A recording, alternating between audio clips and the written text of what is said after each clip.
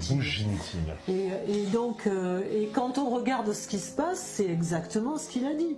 C'est-à-dire qu'on arrive dans une société où quand on met à côté le transhumanisme et leur plan, c'est-à-dire la manipulation génétique et le transhumanisme, ils n'auront plus besoin d'êtres humains ni pour aller à la guerre, pour servir de chair à canon, ni pour faire marcher les trucs puisque les machines remplacent les humains.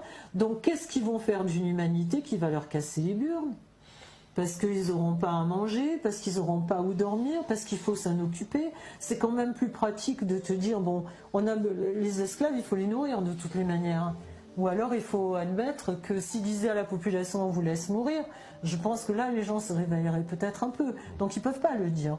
Donc le meilleur moyen, c'est quand même de les éradiquer et de garder que, ou de fabriquer les êtres dont ils vont avoir besoin. D'ailleurs, les êtres...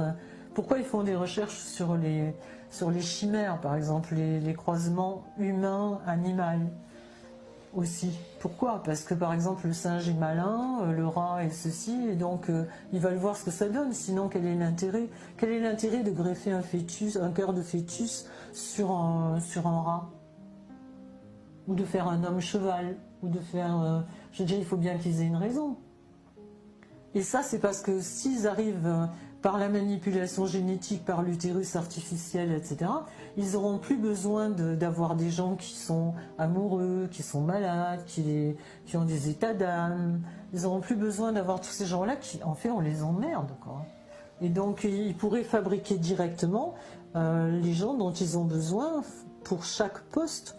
C'est-à-dire celui... Parce qu'en fait, ça remettra en cause leur pouvoir, c'est ça, cette population trop nombreuse? Non, ça les emmerde, il faut la gérer. Il faut gérer. Il faut gérer, c'est plus facile de gérer 500 millions d'individus que 7 milliards. Ouais, d'accord. Surtout si tu les fabriques pour qu'ils aient les critères dont ils ont besoin.